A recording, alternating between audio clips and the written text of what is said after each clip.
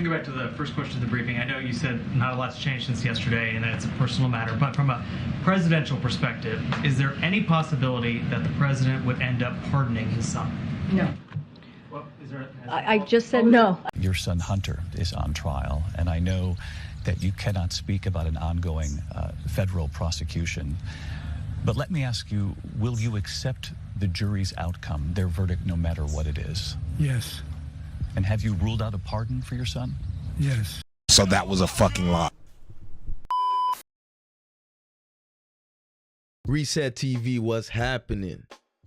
This is Gravitating Away, and it's too late for a reset for President Joe Biden. It's funny, right? Biden broke a promise pardoning his son Hunter, raising questions about his legacy. I'm not even mad that Biden pardoned his son. Honestly, I think for most of us, we would have done the damn same, y'all. Let's keep it a buck. All of us would have done it. In fact, I'll be Oprah Winfrey on there. I'll think about all my homeboys who's in for some stupid stuff. You get a pardon, you get a pardon, you get a pardon. That's not the point. And before I go in, I want Stephen A. Smith to chime in. And I want you guys to check this out because he's on News Media with Kumo. And yo, Stephen A. knocked this one out of the ballpark. Actually, as of late, he's been, his takes on politics, it's spot on, by the way. I'm pretty sure, Stephen A., you're a Republican. He say he's a fiscal conservative, but a social liberal. Nah, bro, I don't believe you. I think you play both sides for the TV cameras, but at heart, definitely you are diehard red, bro. I see it. But nonetheless, we're going to check out Stephen A. Smith. And right before we do me a favor, y'all. Go ahead, hit that like button, share button, and subscribe. So we're going to play Stephen A. Smith on News Nation with his take on Joe Biden pardoning his son, Hunter. And we'll be back for the commentary. The Biden situation disgusted me in terms of the pardoning only from this standpoint, Chris. Nobody on the planet, you want to be a cynic and you want to act like you would be offended by something like that if you're one of those people out there, fine. But no one within reason would have a problem with him saying, it's my son, I love him. There's no way I'm sending him to jail, and I have the power to avoid it. Nobody would blame him for that. But that's not where he went. So I didn't have a problem to answer your question directly with the decision that he made to pardon his son. Boo-Boo the Fool knew he was going to do that. I don't care who he stood in front of or sat in front of and said that he wasn't going to pardon his son and he was just going to go by the letter of the law. Please, everybody and their grandmother knew he was going to pardon his son. But to come out and to start talking about how it's been a witch hunt and the Department of Justice and others were after him or whoever it was, and the GOP rather was after him. Well, wait a minute. What have y'all been doing with Donald Trump all of these years? Now, you can make an argument about the legitimacy of the cases against Donald Trump compared to what wasn't legitimate, et cetera. That's not the point. The point is it was clearly politicized. You had folks on the left who were hell-bent on going after Donald Trump because they were determined to make sure that he couldn't run for re-election or that these elements would get in the way of him possibly winning re-election. And now we know why more than ever, because they weren't confident they would ever be able to beat him. He'd been a Republican nominee since 2016. He beat Hillary Clinton with the Electoral College vote. He wouldn't concede defeat in 2020, but he did receive over 74 million votes at that particular moment in time. And then you fast forward 4 years later, despite the 34 felony convictions, the 2 impeachments, the bevy of crimes that he had been accused of, the Republican voters out there, the conservative voters out there, and a lot of independents from various communities said, he's the guy we want, and I've said it on many, many occasions. It wasn't about him. Just like it wasn't about Biden in 2020, it was more against Trump. In this particular instance, it was an indictment against the Biden administration, what had been going on for the last 4 years, some of the things going on with the border, obviously inflation, of course, crime in the streets, of course, woke and cancel culture and all of that, it all played a role. And so for him to come out and to talk about that this was a witch hunt when clearly it could be argued that's exactly what you were doing to Donald Trump, what you assisted in doing, seems beyond hypocritical. And that was what disgusted me. It wasn't his decision. It wasn't him pardoning his son.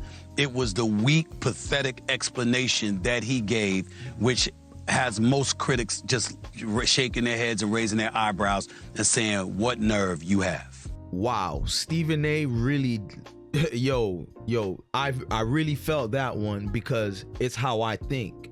And everyone's making it about, typical liberal stance, especially my fellow so-called blacks.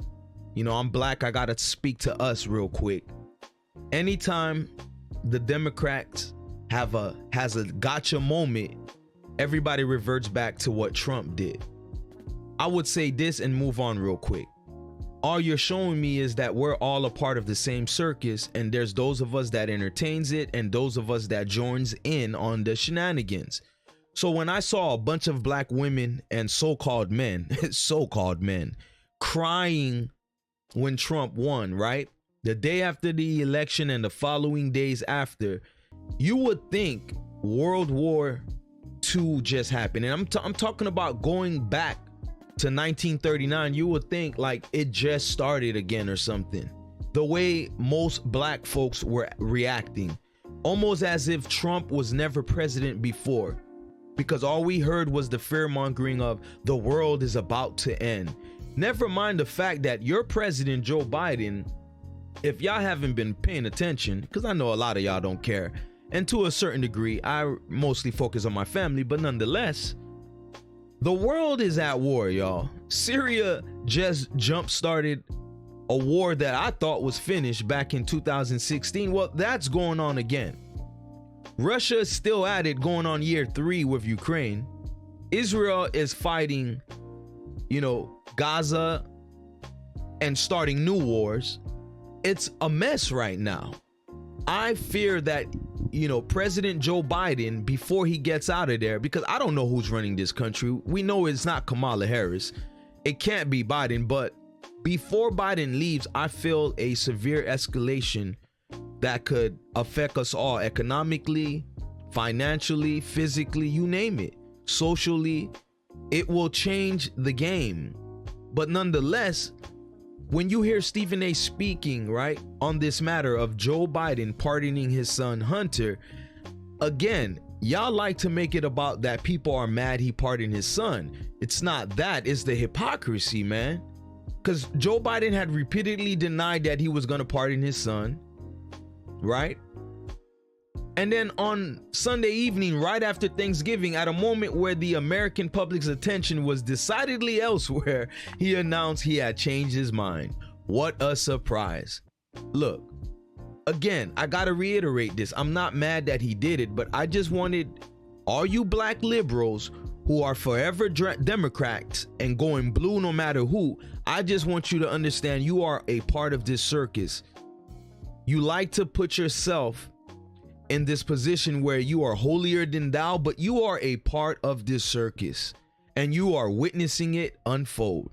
But what say y'all in the comment section? Let me meet y'all there. This was Gravitating Away on Reset TV, and I want y'all to subscribe, man. Keep coming back, but the show must go on, and the many of you are jesters in it. I'ma holla at you. You can't get on me. I might jump on the stage with a stick on me. Every cornerback with me got a pick on them. Every